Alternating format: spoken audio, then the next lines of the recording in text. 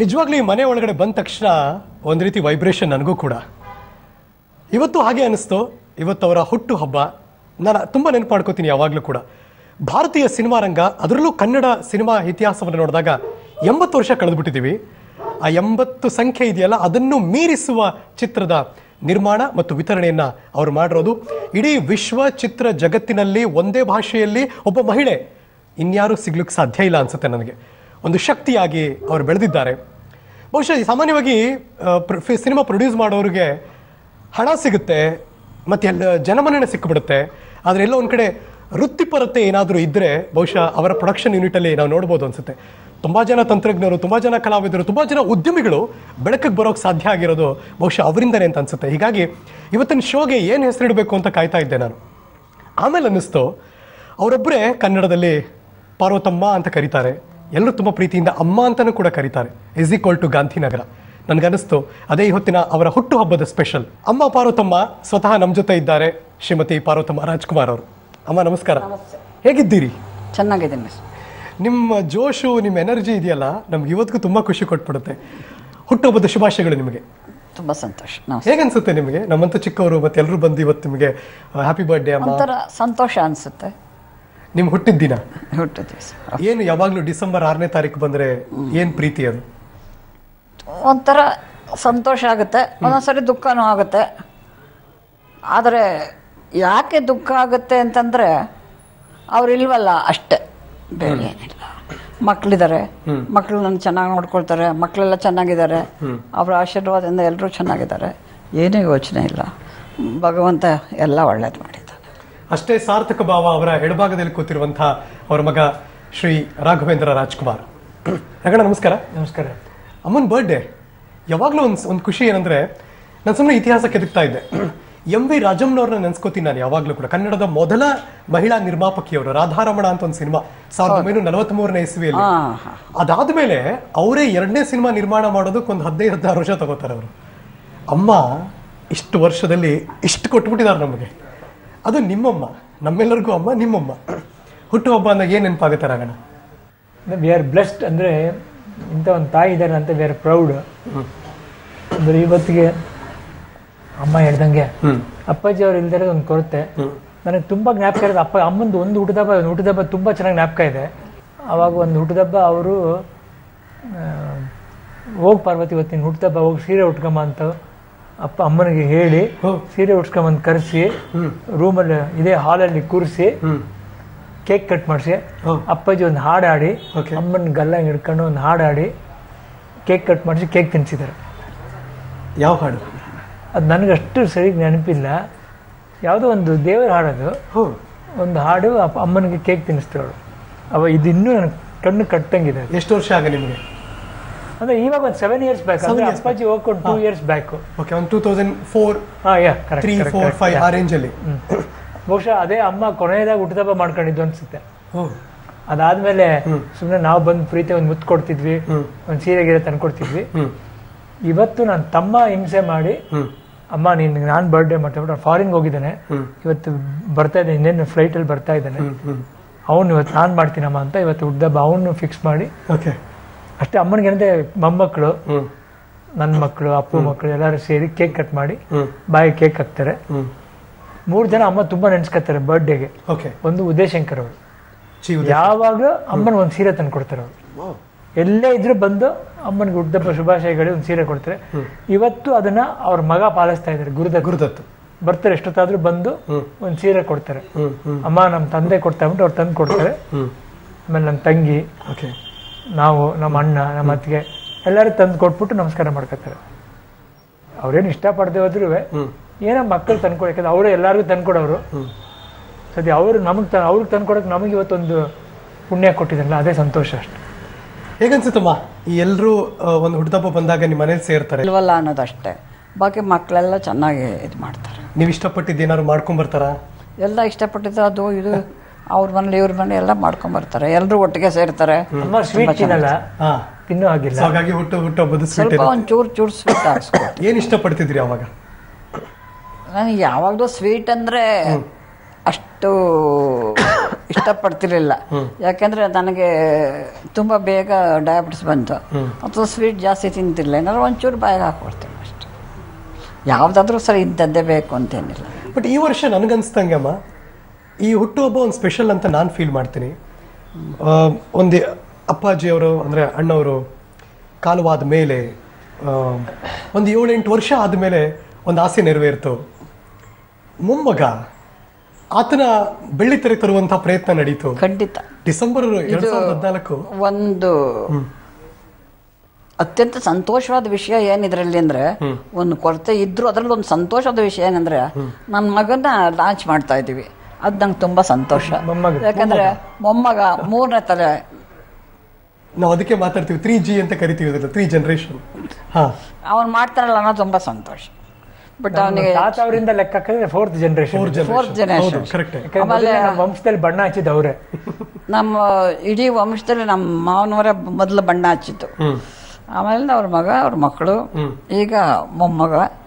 ಅವನಿಗೆ ತುಂಬ ಇಂಟ್ರೆಸ್ಟ್ ಇದೆ, ತುಂಬ ಚೆನ್ನಾಗಿ ಮಾಡ್ತಾನೆ ಅನ್ನೋ ಭರವಸೆನೂ ನನಗಿದೆ. ಮೊನ್ನೆ ತುಂಬ ಒಂದು ರೀತಿ ಧನ್ಯತಾ ಮತ್ತು ಸಾರ್ಥಕ ಭಾವ ಕೂಡ ಇತ್ತು ಅನ್ಕೊಂಡಿದ್ದೀನಿ. ಡಾಕ್ಟರ್ ರಾಜ್ಕುಮಾರ್ ಅವರ ಸ್ಮಾರಕ ಲೋಕಾರ್ಪಣೆ ಆಯಿತು. ಅದು ಒಂದು ಸಂತೋಷದ ವಿಷಯ, ತುಂಬ ಚೆನ್ನಾಗಿತ್ತು.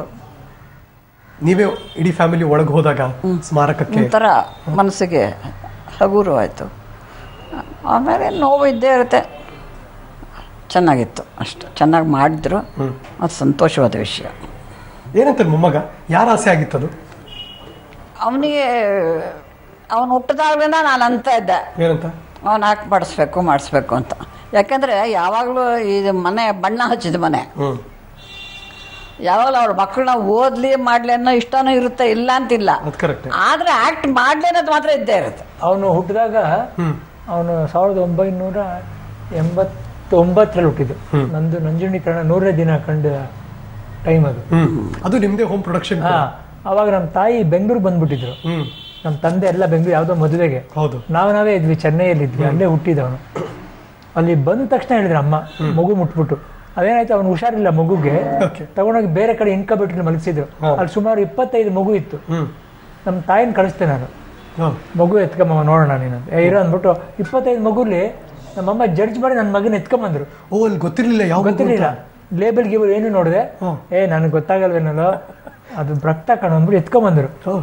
ಎತ್ಕೊಂಬಂದು ಹೇಳಿದ್ರು, ನೋಡಪ್ಪ ಇವನು ಶ್ರೀಕೃಷ್ಣ ಪರಮಾತ್ಮ ರೋಹಿಣಿ ನಕ್ಷತ್ರ ಒಂದು, ಅವ್ನು ಹುಟ್ಟಿದ ಕಡೆನೇ ಇರಲ್ಲ, ಬೇಗ ಅದಕ್ಕೆ ಬೇರೆ ಹಾಸ್ಪಿಟ್ಲಿಗೆ ಬಂದ್ಬಿಟ್ಟು. ಅಂದ್ರೆ ಇನ್ನೊಂದು ಹಾಸ್ಪಿಟ್ಲ್ ಅಡ್ಮಿಟ್ ಮಾಡಿದ್ವಿ.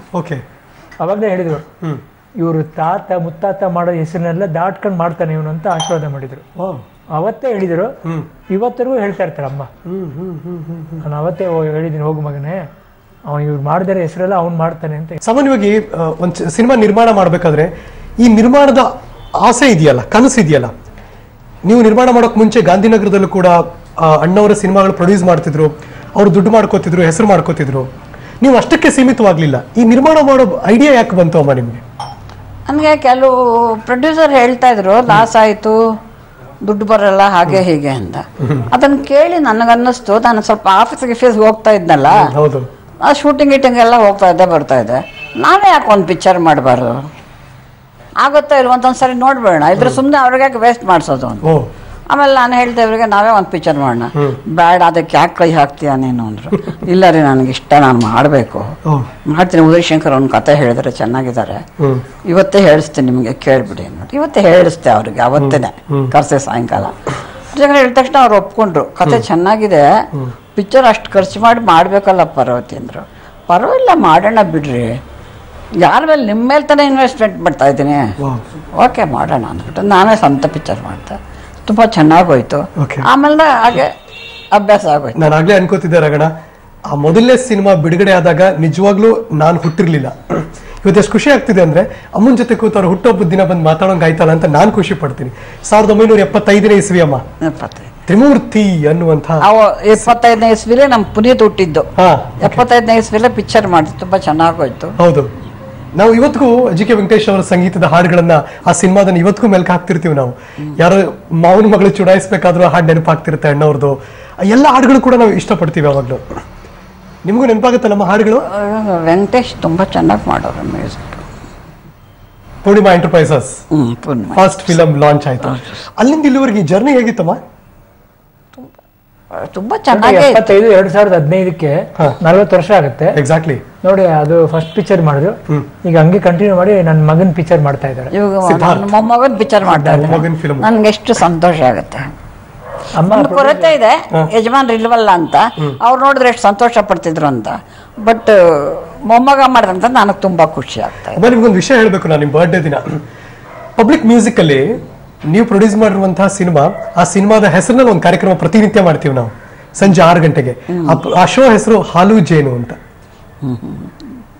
ನೀವು ಕೊಟ್ಟಂತಹ ಸಿನಿಮಾ, ಆ ಸಿನಿಮಾದ ಕಾನ್ಸೆಪ್ಟು, ಆ ಇಡೀ ಹಾಡುಗಳು ನಮ್ಗೆ ಇವತ್ತಿಗೂ ಅಷ್ಟೇ ಖುಷಿ ಅನ್ಸುತ್ತೆ. ಯಾಕೆ ಸಾಧ್ಯ ಆಯ್ತು ಎಲ್ಲವೂ ಕೂಡ? ಯಶಸ್ಸಿಗೆ ಯಾಕೆ ಸಾಧ್ಯ ಆಯ್ತು? ನಿಮ್ಮ ಸಿನಿಮಾ ಲಿಸ್ಟ್ ತಗೊಂಡ್ರೆ ಎಲ್ಲವೂ 100 ಡೇಸು 250 ಡೇಸು, 100 ಡೇಸು 250 ಡೇಸು. ಹೇಗೆ ಸಾಧ್ಯ ಆಯ್ತಮ್ಮ ಇದು? ನಮ್ಮ ತಾಯಿಗೆ ಒಂದು ಗ್ಯಾಂಗ್ ಇತ್ತು. ಹಾ, ಅಂದ್ರೆ ನಮ್ಮಲ್ಲಿ ಕೆಲವ್ರನ್ನ ನೆನ್ಸ್ಕೋಬೇಕು. ಅಮ್ಮ ಮೇನ್ ಫಸ್ಟ್ ಪರ್ಸನ್ ಉದಯಶಂಕರ್. ಯಾಕಂದ್ರೆ ಕಥೆಗಳು, ಕತೆ ನಮ್ ತಂದೆನ ತಾಯಿನ ಅರ್ಥ ಮಾಡ್ಕೊಂಡು, ಅಂದ್ರೆ ನಮ್ ತಂದೆ ಏನ್ ಮಾಡಿದ್ರೆ ಚಂದ ಅಂತ ಅವ್ರ ಇಡೀ ಕುಟುಂಬ, ಉದಯಶಂಕರ್ ಅವರು, ಅವ್ರ ತಂಗಿ, ಉದಯಶಂಕರ್ ಅವ್ರ ತಂದೆ, ಉದಯಶಂಕರ್ ಅವ್ರ ತಮ್ಮ, ಅವರೆಲ್ಲರೂ ಕಷ್ಟಪಟ್ಟು ಅಂತಂತ ಕಥೆಗಳು, ಭಕ್ತಿ ಗೀತೆಗಳು ಹಾಡಿಸಿದ್ರು. ಎಲ್ಲಾ ತರ ಕತೆ ಮಾಡಿ ನೋಡಿ, ಹಿಸ್ಟಾರಿಕಲ್. ಅವ್ರು ನಮ್ಮ ಅಮ್ಮ ದಿವಸ ಅಲ್ಲಿ ನಮ್ಮ ಮನೇಲಿ ಆ ಮನೇಲೇ ಇರೋರು. ಅಯ್ಯೋ ಹೌದಾ? ಅಲ್ಲೇ ಊಟ ಮಾಡೋರು. ಅವ್ರ ತಾಯಿಗೆ, ಉದಯಶಂಕರ್ ತಾಯಿಗೆ ನಮ್ಮ ಯಜಮಾನ್ರು ಭಕ್ತಿಗೀತೆಗಳು ಹಾಡ್ಬೇಕು ಅಂತ ತುಂಬಾ ಇಷ್ಟ ಅವ್ರಿಗೆ. ನೀವು ಹಾಡಿ ರಾಜ್ಕುಮಾರ್ ಅವ್ರೆ, ಹಾಡಿ ರಾಜ್ಕುಮಾರ್ ಅವ್ರೆ ಅಂತಿದ್ರು. ಅವರಿಂದ ಅವ್ರು ಭಕ್ತಿಗೀತೆಗಳು ಹಾಡಿದ್ರು. ನೀವು ಕತೆ ಬಗ್ಗೆ ತುಂಬಾ ಹುಷಾರಾಗಿರ್ತೀರಾ, ಕತೆ ಚೂಸ್ ಮಾಡೋದ್ರಲ್ಲಿ, ಹಾಡುಗಳನ್ನ ಚೂಸ್ ಮಾಡೋದ್ರಲ್ಲಿ. ಅಮ್ಮ ತುಂಬಾ ಯಾವಾಗ್ಲೂ ಕೂಡ ಗೊತ್ತಾಗ್ಬಿಡುತ್ತೆ ಅಮ್ಮಂಗೆ ಸೆನ್ಸು ಅಂತ. ಅವಾಗೇನೋ ಓಕೆ, ಅಂದ್ರೆ ಅಣ್ಣವ್ರ ಸಿನಿಮಾಗಳು ಅವತ್ತು ನಿಮ್ಮ ಕಾಲ ಅಂತ. ಇವತ್ತಿನ ಕಾಲ ಇದೆಯಲ್ಲ, ರಾಘಣ್ಣ ಆಗ್ಲಿ, ಶಿವಣ್ಣ ಆಗ್ಲಿ, ಅಪ್ಪು ಮೂವಿಗಳಾಗ್ಲಿ, ಆ ಸಿನಿಮಾದ ಹಾಡುಗಳನ್ನು ಕೂಡ ನೀವು ಕೇಳಿ ಅಪ್ರೂವ್ ಮಾಡ್ತೀರಾ, ಇದು ಚೆನ್ನಾಗಿ ಹೋಗುತ್ತೆ, ತುಂಬಾ ಚೆನ್ನಾಗಿದೆ ಕಣೋ ಅಂತೀರಾ. ಹೆಂಗ್ ಸಾಧ್ಯ ಇದೆ ನಿಮ್ಗೆ? ಅದು ಹಾಡುಗಳು ಕೇಳ್ತಾ ಕೇಳ್ತಾ, ನಾನು ಸ್ವಲ್ಪ ಸಂಗೀತ ಮಾಸ್ಟರ್ ಮಗಳು, ಬಟ್ ನಂಗೆ ಹಾಡಕ್ಕೇನ್ ಬರಲ್ಲ. ಬಟ್ ಹಾಡುಗಳು ಇದು ಚೆನ್ನಾಗಿದೆ, ಅದು ಚೆನ್ನಾಗಿಲ್ಲ ಅಂತ ಹೇಳೋಷ್ಟು ಗೊತ್ತಿದೆ. ನಿಮ್ ಕಾಲ ಓಕೆ, ಈಗಿನ ಕಾಲ ಈಗ ಹುಡುಗರು ಇಷ್ಟಪಡೋದು, ಈಗ ಅಪ್ಪು ಸಿನಿಮಾಗಳ ಕಾಲಕ್ಕೆ ಮಾಡ್ಬೇಕಷ್ಟೆ. ಯಾಕಂದ್ರೆ ಅದೇ ಕಾಲ ಇವಾಗ್ಲೂ ಇದೆ ಅಂತ ಹೇಳಕ್ಕಾಗಲ್ಲ. ಈಗಿನವರೆಗೆ ಹೇಗ್ ಬೇಕೋ ಹಾಗೆ ಮಾಡ್ಬೇಕು, ಅದನ್ನ ಮಾಡೋದಕ್ಕೆ ಪ್ರಯತ್ನ ಪಡ್ಬೇಕು, ಖಂಡಿತ ಆಗುತ್ತೆ. ಇದು ನಿಜವಾಗ್ಲೂ ಎಲ್ಲಾ ನಿರ್ಮಾಪಕರಿಗೂ ಈ ಸೆನ್ಸ್ ಇರಬೇಕು ಅಂತ ನಾನು ಯಾವಾಗ್ಲೂ ಫೀಲ್ ಮಾಡ್ತೀನಿ. ನಾನು ಆಗ್ಲೇ ಅದಕ್ಕೆ ಆ ಪದ ಉಪಯೋಗಿಸ್ತೆ. ಹಣ ಮತ್ತು ಜನಮನ್ನಣೆ ಸಿಗುತ್ತೆ, ಅದ್ರ ವೃತ್ತಿಪರತೆ ಗಮನಿಸಿದಾಗ ಅಮ್ಮ ಇನ್ನೆಲ್ಲೋ ನಿಂತು ಬಿಡ್ತಾರೆ ಅಂತ. ರಾಘಣ್ಣ, ಅದ್ರ ಉದಾಹರಣೆ ಇದೆಯಾ? ಇಡೀ ಪ್ರಪಂಚದ ಚಿತ್ರ ಇತಿಹಾಸದಲ್ಲಿ ಒಬ್ಬ ಮಹಿಳೆ ಈ ರೀತಿ ನಿಂತಿರೋದು ಹೆಮ್ಮೆಯ ವಿಷಯ. ಆಕ್ಚುಲಿ ನೀವು ಮಹಿಳೆನೇ ತಗೊಂಡ್ರೆ ಸರಿ, ಗಂಡಸರು ತಗೊಂಡ್ರೆ ಸರಿ, ಒಂದೇ ಭಾಷೆಯಲ್ಲಿ ಇಷ್ಟೊಂದು ಸಿನಿಮಾ ಯಾರು ಪ್ರೊಡ್ಯೂಸ್ ಮಾಡಿಲ್ಲ.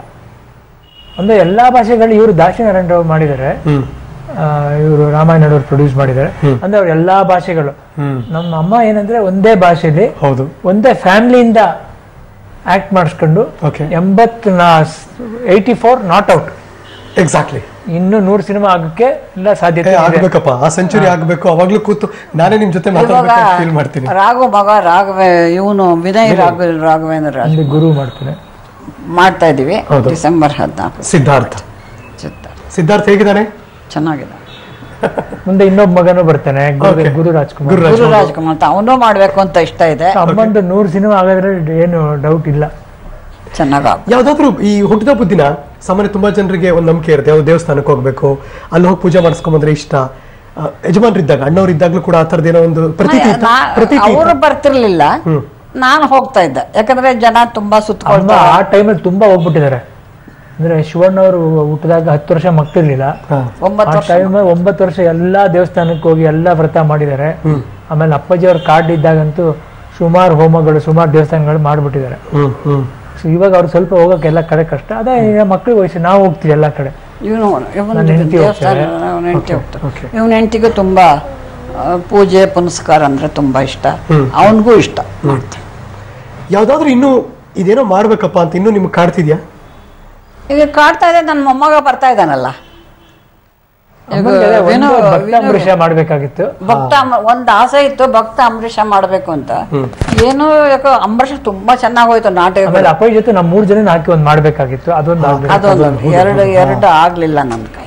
ಈಗ ಮೊನ್ನೆ ತಾನೇ ಆಂಜನೇಯ ಸ್ವಾಮಿ ಜಯಂತಿ ಕೂಡ ಆಯ್ತು. ಹನುಮ ಜಯಂತಿ. ಹನುಮ ಜಯಂತಿ. ಅದ್ರ ಮೇಲೆ ಹಾಡಾಡ್ತಾರೆ, ತುಂಬಾ ಇಷ್ಟವಾದ.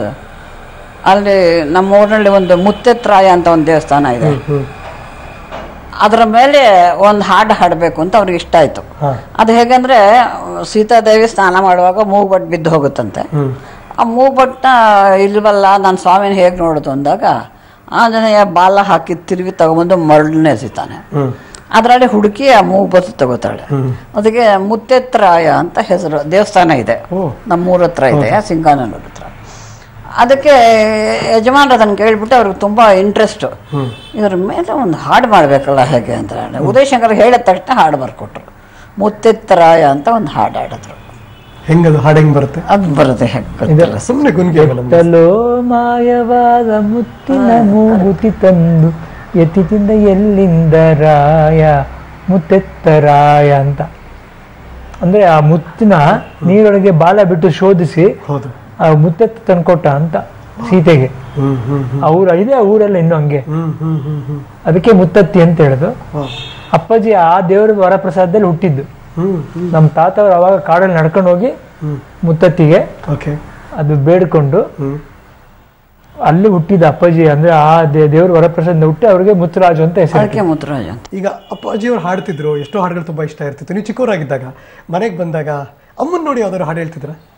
ಸುಮ್ಮನೆ ಒಂದು ಪ್ರೀತಿಯಿಂದ ಯಾವುದೋ ಒಂದು ಹಾಡು ಯಾವಾಗಲೂ ಸುಮ್ಮನೆ ಹಾಡೋದು ಅವ್ರು ಇಷ್ಟಪಟ್ಟು. ಅಮ್ಮ ನಾವು ಸಂಗೀತ ಕಲಿಸ್ತಿದ್ರು ಅಮ್ಮ ನಮ್ಗೆ, ಉಪೇಂದ್ರ ಕುಮಾರ್ ಜೊತೆ. ಹೌದು. ಅದು ಬಂದಾಗ ಕೇಳೋರು ಒಂದ್ಸಲ ಹಾಡು ಹಾಡು ಅಂತ. ಅದು ಹಾಡ್ತಿದ್ದೆ, ಅಂದ್ರೆ ಭಜನ್ಸ್ ಎಲ್ಲ ಅವೆಲ್ಲ ಇದು ಬ್ರಿಜ್ ಭಾಷೆ ಅಂತಾರಲ್ಲ. ಓಕೆ. ಇದು ಗಾಯಿಯೇ ಗಣಪತಿ ಜಗವಂದನ ಅಂತ ಎಲ್ಲ ಸಂಗೀತದ ಹಾಡೋದು. ಬಟ್ ಸಿನಿಮಾ ಹಾಡು ಯಾವುದು ಅಪ್ಪಾಜಿ ಅಮ್ಮಂಗೆ ಹಾಡ್ತಿರ್ಲಿಲ್ಲ ಆ ಥರದ್ದು ಯಾವುದು ಪ್ರೀತಿ? ಅವ್ರು ಯಾವಾಗಲೂ ಹಾಡ್ತಿದ್ರು, ತಮಾಷೆ ಮಾಡ್ತಾ ಇದ್ರು. ಈಗೇನ ಸಂಗೀತ ಮೇಷ್ಟ್ರ ಮಗಳಾಗಿ ನನಗೆ ಹಾಡಕ್ ಬರಲ್ಲ ಅಂತ ಬೈತಾ ಇದ್ರು. ಅವ್ರು ನಾಟಕದ ಹಾಡು ಹಾಡೋರು ಅಪ್ಪಾಜಿ ಯಾವಾಗ್ಲೂ. ತುಂಬಾ ಮನೇಲಿ ಬಂದು ನಾಟಕದ ಹಾಡಂದ್ರೆ ತುಂಬಾ ಇಷ್ಟ ಅವ್ರಿಗೆ. ಆಮೇಲೆ ನಾಳೆ ಏನಾದ್ರು ಹಾಡೋದಿದ್ರೆ ಅಮ್ಮನಿಗೆ ಹಾಡಿ ಹಾಡಿ ತೋರಿಸೋರು. ಹೌದಾ? ಒಂಥರ ರಿಹರ್ಸಲ್ ತರ ಆಗ್ತಿತ್ತು. ಸುಮ್ಮನೆ ಹೇಳೋರು, ಉದ್ದೇಶಂಕರ್ ಬರ್ದಿದ್ದು ಲಿರಿಕ್ಸ್ ಕೊಡಂದ್ಬಿಟ್ಟು ಹಾಡ್ತಾ ಇರೋರು. ಅವ್ರು ಅವಾಗ ಗಟ್ ಮಾಡ್ಕೊಳ್ಳೋರು. ಆಮೇಲೆ ಮ್ಯೂಸಿಕಲ್ ನೈಟ್ ಮಾಡ್ತಿದ್ವಲ್ಲ, ಪ್ರಾಕ್ಟೀಸ್ ಇತ್ತು ಮನೇಲಿ. ಹೌದೌದು. ಅಪ್ಪಾಜಿ ಒಂದು 25 ಸಾಂಗ್ ಕುತ್ಕೊಂಡು ಹಾಡೋರು, ಅಮ್ಮ ಇಲ್ಲೇ ಕುತ್ಕೊಳ್ಳೋರು. ಎಲ್ಲ ಹಾಡ್ಗೂ ಅಪ್ಪಾಜಿ ರಿಹರ್ಸಲ್ ಮಾಡೋರು. ಶಿವಣ್ಣ, ನಾನು, ಅಪ್ಪು, ಅಮ್ಮ, ಅಪ್ಪಾಜಿ ಅದನ್ನೆಲ್ಲ ಕುತ್ಕೊಂಡು ಕೇಳೋರು. ಅಮ್ಮ ಈ ಹಾಡು ಹಾಡ್ರಿ, ಆ ಹಾಡು ತುಂಬಾ ಫೇಮಸ್ ಅಂತ ಕೇಳ್ತಿದ್ರು. ಬಹುಶಃ ಅದಕ್ಕೆ ಅನ್ಸುತ್ತೆ ಒಂದು ಒಳ್ಳೆ ವೈಬ್ರೇಷನ್ ಇದೆ ಅಂತ ನಾನು ಮಾತಾಡ್ತಿರೋದು. ಈ ಜಾಗದಲ್ಲಿ ಕೂತಿ ಇವತ್ತರ ಹುಟ್ಟುಹಬ್ಬದ ದಿನ ಮಾತಾಡ್ತಿದ್ದೀನಿ ಅಂತ. ಅಮ್ಮ ತುಂಬಾ ಜನರಿಗೆ ಅಂತೀನಿ, ಯಾರಿಗೂ ಗೊತ್ತೇ ಇರಲ್ಲ ಅನ್ಸುತ್ತೆ. ನೀವು ಇಷ್ಟೆಲ್ಲ ಪ್ರೊಡ್ಯೂಸ್ ಮಾಡ್ತೀರಿ, ಡಿಸ್ಟ್ರಿಬ್ಯೂಟ್ ಮಾಡ್ತೀರಿ, ಇಷ್ಟೆಲ್ಲದರ ನಡುವೆ ಈ ತುಂಬ ಜನ ನಟ ನಟಿಯರು, ತಂತ್ರಜ್ಞರು ಅಥವಾ ಉದ್ಯಮಿಗಳು ನಿಮ್ಮಿಂದ ಬೆಳಕಿಗೆ ಬಂದಿದ್ದಾರಲ್ಲ, ಅವರೆಲ್ಲ ಈಗ ದೊಡ್ಡ ದೊಡ್ಡ ಮಟ್ಟದಲ್ಲಿ ಬೆಳೆದಿದ್ದಾರಲ್ಲ, ಅವ್ರು ಏನಂತಾರೆ ನೀವು ಸಿಕ್ಕರೆ? ಈಗ ತುಂಬ ಪ್ರೀತಿಯಾಗಿ ವಿಶ್ವಾಸವಾಗಿ ಮಾತಾಡಿಸ್ತಾರೆ. ಹೇಗೆ ಒಬ್ಬ ವ್ಯಕ್ತಿ ನೋಡಿದ ತಕ್ಷಣ ಇವ್ರು ಕಲಾವಿದರು ಆಗ್ಬೋದು, ಇವ್ರು ಹೀರೋ ಆಗ್ಬೋದು, ಹೀರೋಯಿನ್ ಆಗಬಹುದು ಅಂತ ನಿಮ್ಗೆ ಹೆಂಗೆ ಅನ್ಸುತ್ತೆ? ಅಷ್ಟ್ರಲ್ಲಿ ಸುಮ್ಮನೆ ಒಂದ್ಸಾರಿ ಅನ್ಕೊಳ್ಳೋದು, ಇವ್ರು ಯಾಕೆ ಆಕ್ಟ್ ಮಾಡಬಾರ್ದು, ಈ ಹುಡುಗಿ ಹಾಕಿದ್ರೆ ಚೆನ್ನಾಗಿರುತ್ತಲ್ಲ ಅಂತ. ನಾನು ಬರೀ ಇನ್ನೇನು ಗಂಡಸ್ರಲ್ಲಿ ಯಾರನ್ನೋ ನಾನು ಸೆಲೆಕ್ಟ್ ಮಾಡ್ತಿರಲಿಲ್ಲ, ನನಗೆ ಗೊತ್ತಾಗ್ತಿರ್ಲಿಲ್ಲ. ಹೀರೋಯಿನ್ ಹುಡುಗಿನ ಕರ್ಕೊಂಬಂದು ತೋರಿಸಿದ್ದೀನಿ, ಹೇಗೆ ಮಾಡೋದು, ಪಾರ್ಟ್ ಮಾಡ್ಬೋದು, ಮಾಡ್ತಾಳೆ, ಚೆನ್ನಾಗಿದ್ದಾಳೆ ಮಾಡಿ. ನಿಮ್ಗೆ ಯಾಕೆ ಹಾಗೆ ಅನ್ಸುತ್ತೆ ಅಂದ್ರೆ ಅಪ್ಪಾಜಿಗೆ ಡ್ರೆಸ್ ಮಾತ್ರ ಅಮ್ಮನೇ ಸೆಲೆಕ್ಟ್ ಮಾಡೋದು. ನಾನು ಅಂದ್ರೆ ಅವ್ರ ಕಣ್ಣುಗಳು ಚೆನ್ನಾಗಿದೆ, ಅದರಿಂದ ಅವ್ರು ಚೆನ್ನಾಗಿ ಅಪ್ಪಾಜಿ ಅಮ್ಮನಿಗೆ ಹಾಕಿ ತೋರಿಸ್ತಾರೆ ಏನ ಡ್ರೆಸ್ ಎಲ್ಲ. ಹೌದಾ? ಒಂದ್ಸಲ ಮನೇಲಿ ರಿಹರ್ಸಲ್ ನಡೆಯುತ್ತೆ. ಅಪ್ಪಾಜಿ ಎಲ್ಲ ಪಿಕ್ಚರ್ ಹಾಕಿ ಅಮ್ಮನೇ ಕಲರ್ ಕಾಂಬಿನೇಷನ್ ಮಾಡಿ ಹಿಂಗಿಂಗೆ ಹಾಕ್ಸ್ಬೇಕು, ಸರಿ ಇದೆಯಾ ಪಾರ್ವತಿ, ಇದೊಂಚೂರು ಬಿಗಿ ಅನ್ಸಲ್ವಾ ಅಂತ ಕೇಳ್ತಾರೆ. ಅಮ್ಮನೇ ಹೇಳೋದು, ಇದೇನೋ ಸರಿ ಕರಿ ಅವ್ನು ನಾನು ಬೈದು ಸರಿ ಮಾಡಿಸಿ ಈ ಸೂಟ್ ಹಾಕೊಳ್ರಿ, ಬೇಡ ಪಾರ್ವತಿ ಟೈಟ್ ಇದೆ ರೀ, ಹಾಕೊಳ್ರಿ ಚೆನ್ನಾಗಿರುತ್ತೆ ಅಂತ ಫೋರ್ಸ್ ಮಾಡಿ ಹಾಕ್ಸ್ತಾರೆ. ಹಾಗಿದ್ರೆ ನಮ್ಗೆ ಇವತ್ತು ಸೀಕ್ರೆಟ್ ಗೊತ್ತಾಯ್ತು. ತುಂಬಾ ಸರಿ ಸ್ವಲ್ಪ ದೊಡ್ಡವರಾದ್ಮೇಲೆ ಅಪ್ಪಾಜಿ ನಮ್ಮನ್ನು ಕೇಳ್ತಾರೆ, ರೀ ನಿಮ್ಮ ಮಕ್ಕಳು ಅದೇ ನೀವು ಕೇಳ್ತಾರೆ ಹೆಂಗೆ ಬೆಳವಣಿಗೆ ಬೆಳಿತಾರೆ ಅಂತ, ಹಂಗೆ ಅಪ್ಡೇಟ್ ಆಗೋರು. ಈಗೇನ್ರಿ ನಿಮ್ಮ ಮಕ್ಕಳನ್ನ ಕೇಳ್ರಿ ಅವ್ರು ಹೇಳ್ತಾರೆ. ಯಾಕಂದ್ರೆ ಒಂದು 20 ವರ್ಷ ಆದ್ಮೇಲೆ ನಮ್ಮನ್ನು ಕೇಳೋರು, ಆಮೇಲೆ ಮೊಮ್ಮಕ್ಕಳನ್ನ ಕೇಳೋರು, ಈ ಕಲರ್ ಹೆಂಗಿದೆ, ನನ್ನ ತಂಗಿ ನೋಡೋರು, ನಮ್ಮ ಶಿವಣ್ಣ ನೋಡೋರು, ನಾನು ನೋಡಿದೆ, ಅಪ್ಪು ನೋಡೋರು, ಆಮೇಲೆ ಅಪ್ಪು ಕೇಳೋರು ಇದು ಹೆಂಗಿದೆ ಕನ್ನ ಶೂಸ್ಗಳ ಕಾಂಬಿನೇಷನ್ ಅಂತೆಲ್ಲ. ಶಬ್ದವೇದಿಲಿ ಪೂರ ನನ್ನ ಬಟ್ಟೆನೇ ಹಾಕೊಂಡ್ರು ಅಪ್ಪಾಜಿ. ಒಂದೇ ಸೈಜ್, ನನ್ನ ಮಗಂದೇ ತನ್ನಿ ಬಟ್ಟೆ ಅಂದ್ಬಿಟ್ಟು ನಂದೇ ಶೂಸು, ಪ್ಯಾಂಟು, ಶರ್ಟ್ ಎಲ್ಲ ನಂದೇ ಹಾಕೊಂಡ್ರು. ವೇಸ್ಟ್ ಮಾಡಬೇಡ, ಅವ್ರದ್ದೇ ಕಲರ್ ಚೆನ್ನಾಗಿದೆ ಅಂತ. ಯಜಮಾನ್ರಿಗೆ ಓಕೆ, ಮಕ್ಕಳಿಗೂ ನೀವೇ ಸೆಲೆಕ್ಟ್ ಮಾಡ್ತಿದ್ರ? ನಾವು ಮಾಡಿದ್ರು ಅಮ್ಮನೇ. ಫಸ್ಟ್ ಮೊದ್ಲು ಪಿಕ್ಚರ್ಗೆಲ್ಲ ನಾನೇ ಮಾಡ್ತಾ ಇದ್ದೆ. ನನ್ನ ತಂಗಿ ಸ್ವಲ್ಪ ಇಂಟ್ರೆಸ್ಟ್, ನನ್ನ ಚಿಕ್ಕ ಮಗಳಿಗೆ ತುಂಬಾ ಇಂಟ್ರೆಸ್ಟ್, ಅವಳು ಮಾಡ್ತಾ ಇದ್ಲು. ಬಟ್ ಈಗ ಅವ್ರವ್ರೇ ನೋಡ್ಕೋತಾರೆ, ಅವ್ರವ್ರ. ಏನ್ ಡಿಫರೆನ್ಸ್ ಅನ್ಸುತ್ತಮ್ಮ ಅಣ್ಣವ್ರ ಸಿನಿಮಾಗಳು ಪ್ರೊಡ್ಯೂಸ್ ಮಾಡ್ಬೇಕಾರೆ, ಮಕ್ಕಳ ಸಿನಿಮಾ ಪ್ರೊಡ್ಯೂಸ್ ಮಾಡ್ಬೇಕಾರೆ, ಈಗ ಮೊಮ್ಮಗನ ಸಿನಿಮಾ ಪ್ರೊಡ್ಯೂಸ್ ಮಾಡ್ಬೇಕಾರೆ ನನ್ಗೇನು ವ್ಯತ್ಯಾಸ ಕಾಣಲಿಲ್ಲ, ಅದೇ ತರ. ಏನ್ ಚೇಂಜ್ ಆಗಿದೆ ಅನಿಸ್ತು ಸಿನಿಮಾ ಇಂಡಸ್ಟ್ರಿ? ಸಿನಿಮಾ ಇಂಡಸ್ಟ್ರಿ ಡ್ರೆಸ್ಗಳು ಅದು ಚೇಂಜ್ ಆಗಿದೆ, ಅದನ್ನ ಹೇಳಕ್ಕಾಗಲ್ಲ.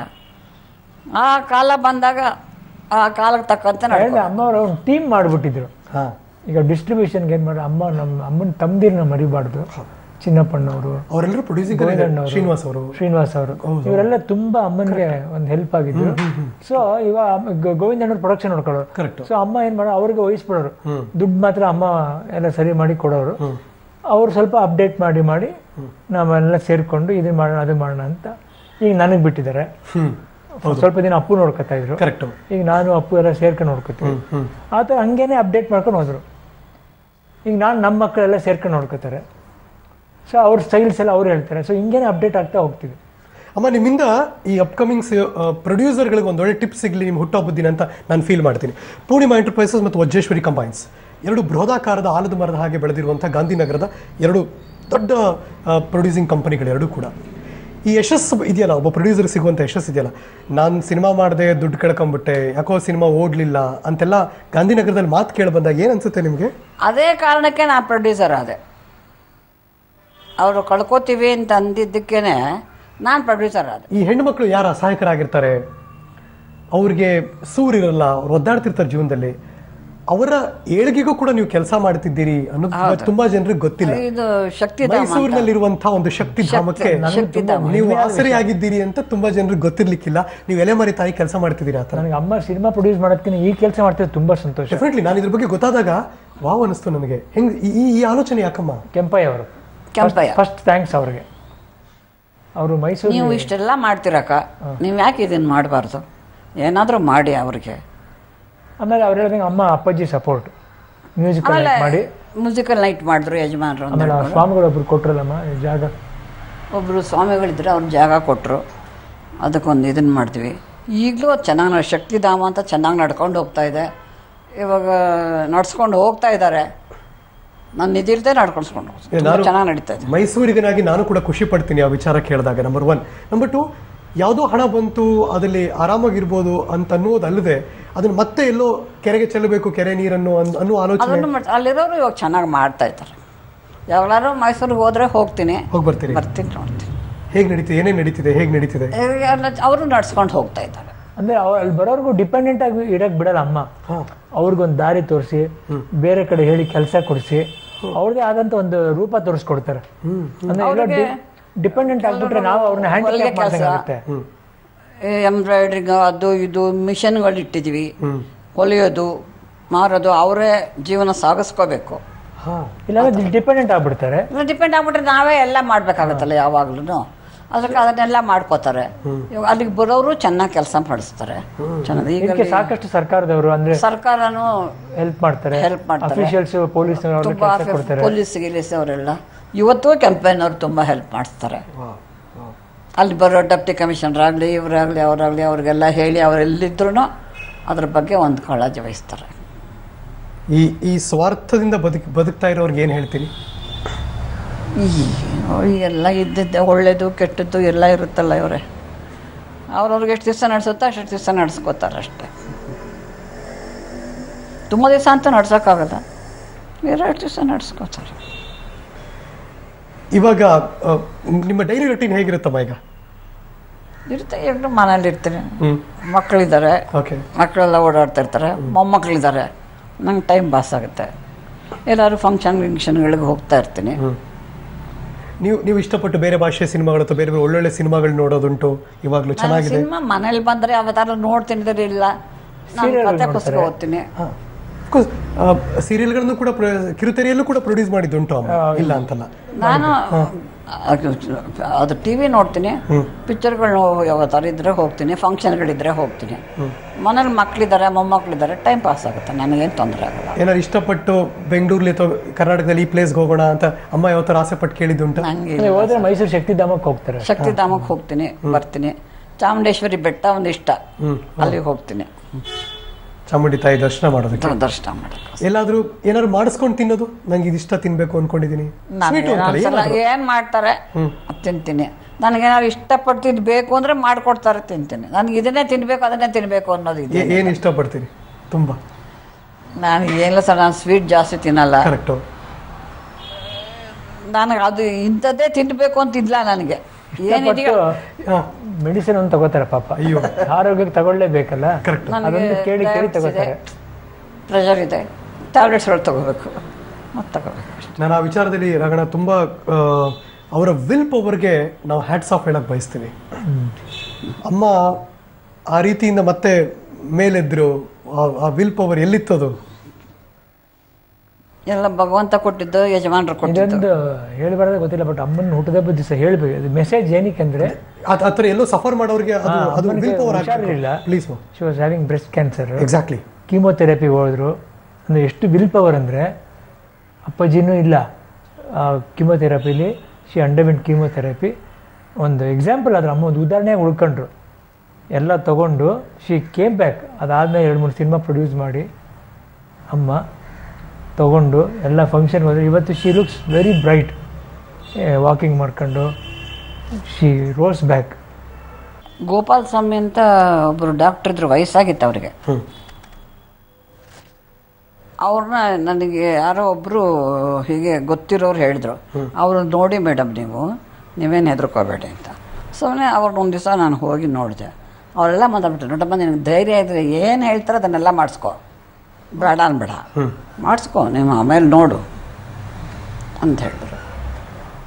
ನಂದು ಒಂದು ಇದನ್ನ ಬ್ರೆಸ್ಟ್ ತೆಗಿಬೇಕು ಫಸ್ಟ್ ಅಂದರು, ತೆಗೆಸ್ಕೊಂಡೆ. ಈಗ ನಾನು ಚೆನ್ನಾಗಿದೆ, ನನಗೇನಿಲ್ಲ.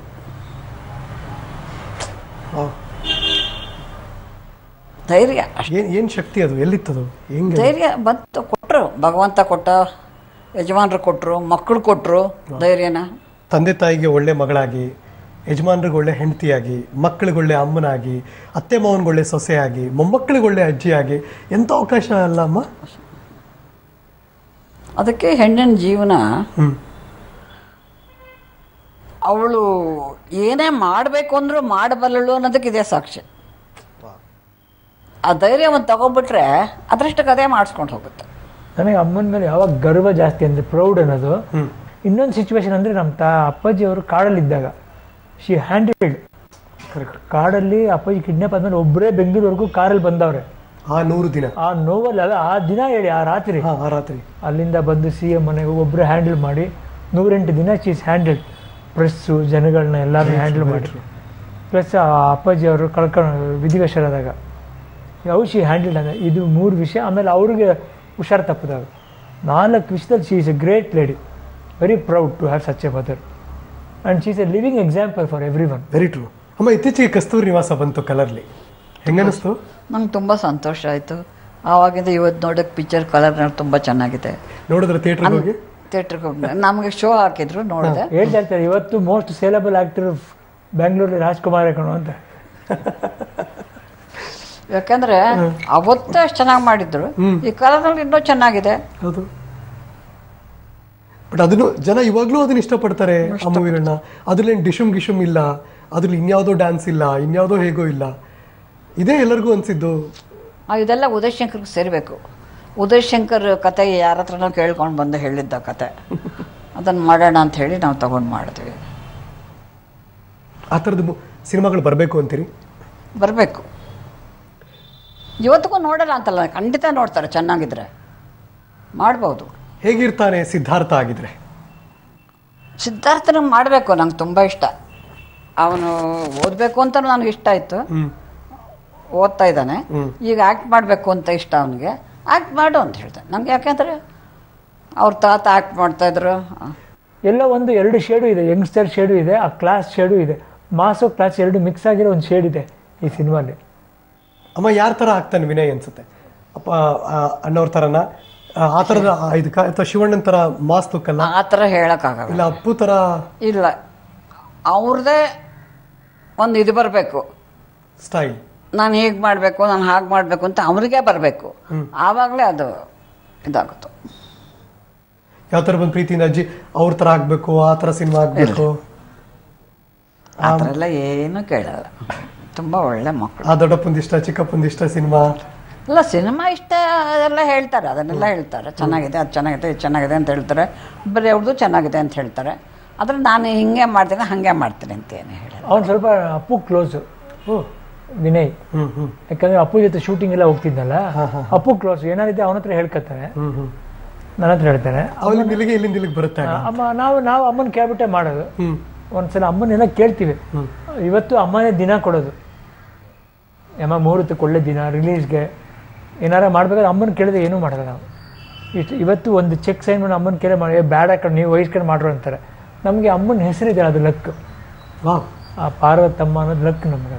ನಾನು ಅದಕ್ಕೆ ಪ್ರಾರಂಭದಲ್ಲಿ ಹೇಳಿದೆ, ಈ ಶೋಗೆ ಏನ್ ಹೆಸರು ಕೊಡಬೇಕು ಅಂದಾಗ ಬೇರೆ ಏನೂ ಕೊಡೋದು ಬೇಡ, ಅಮ್ಮ ಪಾರ್ವತಮ್ಮ ಅಂತ ಹೇಳ್ತೀವಿ. ಆ ಚೆಕ್ಕಲ್ಲಿ ಅಪ್ಪ ಸರ್ ಈ ಪಾರ್ವತಮ್ಮ ರಾಜ್ಕುಮಾರ್ ಚೆಕ್ ಸೈನ್ ಇದ್ರೆ ಸಾಕು ಸರ್, ನಾವು ಎಲ್ಗೋ ಬೆಳೆದು ಬಿಡ್ತೀವಿ ಅಂತ ರಾಕ್ಲೈನ್ ವೆಂಕಟೇಶ್ ಯಾವಾಗ್ಲೂ ಹೇಳ್ತಾರೆ. ಅಮ್ಮನ ಕೈಯಲ್ಲಿ ದುಡ್ಡು ಇಸ್ಕೊಂಡ್ರೆ ಸಾಕಾಗೋಣ, ಇವತ್ತು ನಾನು ರಜನಿಕಾಂತ್ ಪಿಕ್ಚರ್ ಮಾಡ್ತಾ ಇದ್ದೀನಿ ಅಂತಾರೆ. ಆ ಥರ ನಮಗೂ ಅಷ್ಟೇ, ಅಮ್ಮನ ಕೇಳೇ ಮಾಡೋದು. ಮುಹೂರ್ತಕ್ಕೆ ಅಮ್ಮ ಡೇಟ್ ಕೊಡಬೇಕು, ರಿಲೀಸ್ಗೆ ಅಮ್ಮ ಡೇಟ್ ಕೊಡ್ತಾರೆ. ಈ ಪಿಕ್ಚರ್ ರಿಲೀಸ್ಗೂ ಅಮ್ಮನೇ ಡೇಟ್ ಕೊಡೋದು, ಮುಹೂರ್ತಕ್ಕೂ ಅಮ್ಮನೇ ಡೇಟ್ ಕೊಡೋದು. ಅವ್ರದ್ದೇ ಒಂದು ಸರ್ಕಲ್ ಇದೆ, ಫೋನ್ ಮಾಡಿದ್ರೆ ಅವರೇ ಬುಕ್ ನೋಡ್ತಾರೆ, ಇಂಥ ದಿನ ಮಾಡು. ಎಲ್ಲ ಪಿಕ್ಚರ್ ನೋಡಿ, ಓಮು ಎಂತೆಂಥ ದೊಡ್ಡ ದೊಡ್ಡ ಪಿಕ್ಚರ್ ಎಲ್ಲ ಅವರೇ ಕೊಟ್ಟಿದ್ದು ಡೇಟ್ಗಳಮ್ಮ. ಅಮ್ಮ, ಯಾವ್ದಾದ್ರು ಬ್ಲ್ಯಾಕ್ ಅಂಡ್ ವೈಟ್ ಸಿನಿಮಾ ಮತ್ತೆ ಕಲರ್ ಆಗಬೇಕು ಅಂತ ನೀವು ಬಯಸ್ತೀರಾ? ಕಸ್ತೂರಿ ನಿವಾಸ ಬಂತು, ಸತ್ಯ ಹರಿಶ್ಚಂದ್ರ ಬಂತು, ಮಾಡೋರು ಬೇರೆ ಬೇರೆ ಪಿಕ್ಚರ್ ಕೂಡ ಮಾಡ್ಬೋದು. ಇವತ್ತು ಚೆನ್ನಾಗಿ ಹೋಗ್ತಾ ಇದೆಯಲ್ಲ, ಅದರಿಂದ ಮಾಡ್ಬೋದು ಅನ್ಸುತ್ತೆ. ನಿಮಗೆ ಯಾವ್ದಾರು ಅನ್ಸಿದ್ದು? ಹಳೆ ಪಿಕ್ಚರ್ ಚೆನ್ನಾಗಿದೆ, ಕಲರ್ಲಿ ತರಬೇಕು, ಮತ್ತೆ ಕಲರ್ಲಿ ಬರಬೇಕು ಅಂತ ಯಾವ್ದಾರು ಅನ್ಸುತ್ತೆ? ನನಗೆ ಬೆಟ್ಟದ ಹುಲಿ ಮಾಡಬೇಕು ಅಂತ ಇಷ್ಟ. ಯಾಕಂದ್ರೆ ಅದೊಂಥರ ಇದ್ರ ಪಿಕ್ಚರ್, ಅದನ್ನ ಮಾಡಿದ್ರೆ ಚೆನ್ನಾಗಿರುತ್ತೆ ಅಂತ ನಂಗೆ ಅನ್ಸುತ್ತೆ ಅಷ್ಟೇ. ಜಯಂತಿ ಅವ್ರು ಇವತ್ತು ನನ್ನ ಬೆಟ್ಟದೂಳಿ ಅಂತ ಕರೀತಾರೆ, ಇವನ್ನ ಬೆಟ್ಟದೂಳಿ ಅಂತ ಕರೆಯೋದು. ಆ ಟೈಮಲ್ಲಿ ಹುಟ್ಟಿದ್ದು ನಾನು. ಓ ಹೌದಾ? ಅದು ಮಂತ್ರಾಲಯ ಮೇಲೆ ಒಟ್ಟಿಗೆ ನಡೀತಿತ್ತು. ಅಪ್ಪಾಜಿ ಆ ಶೂಟಿಂಗ್ ಇಲ್ಲದೆ ನಾನು ಹುಟ್ಟಿದ್ದು, ಅದಕ್ಕೆ ಬೆಟ್ಟದೂಳಿ ಅಂತ ನನ್ನ ಅವರು. ಇವಾಗ್ಲೂ ಯಾವ್ದಾದ್ರು ಸಿನಿಮಾದ ಹೆಸರು ಇವಾಗ ಮತ್ತೆ ಬರಬೇಕು ಬರ್ಬೋದು, ಏನ್ ತಪ್ಪೇನಿಲ್ಲ. ಕೊನೆಯದ ಒಂದು ಮಾತು ಕೇಳ್ಬಿಡ್ತೀನಿ, ಒಳ್ಳೆ ಕಲಾವಿದ ಆಗಬೇಕು ಅಂದ್ರೆ ಏನ್ ಮಾಡಬೇಕು? ಅವನು ಮರಿಬಾರ್ದು. ನನ್ನ ತನ ಒಂದಿದೆ, ಅದು ಬರಬೇಕು ಅಂತ ನಾನು ಟ್ರೈ ಮಾಡಬೇಕು. ನನ್ನ ಅನಿಸಿಕೆ, ನಾನು ನೋಡಿದ ಮಟ್ಟಿಗೆ ಒಂದು ಹಾಡೈತೆ ಗೊತ್ತಾ, ನಿನ್ನ ನೀನು ಮರೆತರೇನು ಸುಖವಿದೆ, ತನ್ನತನವ ಮರೆತರೇನು ಸುಖವಿದೆ.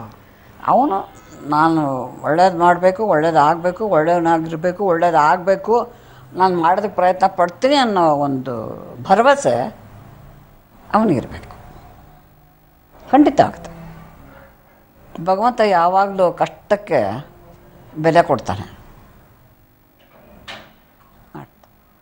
ರಗಣ, ಹುಟ್ಟಿದ ದಿನ ಅಮ್ಮಂಗೆ ಏನು ಹೇಳಕ್ಕೆ ಬಯಸ್ತೀರಿ? Happy birthday ma. Thank you. ಅಮ್ಮ ನೀನು ನಮಗಾಗಿ 1000 ವರುಷ ಸುಖವಾಗಿ ಬಾಳಲೇಬೇಕು ಈ ಮನೆ ಬೆಳಕಾಗಿ, ಅಮ್ಮ ನೀನು ನಮಗಾಗಿ. ಅಷ್ಟೇ ಸರ್, ಇನ್ನೇನಿಲ್ಲ ಸರ್, ಇದಕ್ಕಿಂತ ಹೆಚ್ಚೇನಿದೆ. ನನ್ನ ಮಕ್ಕಳೆಲ್ಲ ಒಳ್ಳೆಯವರು. ಭಗವಂತ, ನಾನು ಗಂಡನ ಕಳ್ಕೊಂಡಿದ್ದೀನಿ ಅಷ್ಟೇ, ಬಟ್ ನನ್ನ ಮಕ್ಕಳು ಕೊಟ್ಟಿದ್ದಾರೆ. ನನ್ನ ಮಕ್ಕಳೆಲ್ಲ ತುಂಬ ಒಳ್ಳೆ ಮಕ್ಕಳು. ಅದಕ್ಕೆ ನಾನು ಚಿರಋಣಿ ದೇವರಿಗೆ ಯಾವಾಗಲೂ. ಅದರಲ್ಲಿ ರಾಘವೇಂದ್ರ ಅಂದರೆ ಮನೇಲಿ ಎಲ್ರಿಗೂ ಇಷ್ಟ. ಮನೇಲಿ ಇವತ್ತಿಗೂ ನಮ್ಮ ನಾದಿನಿ ಮಕ್ಕಳು ಎಲ್ಲರೂ ನಮ್ಮ ಇಡೀ ಕುಟುಂಬ ಅವನು ಇಷ್ಟಪಡುತ್ತೆ.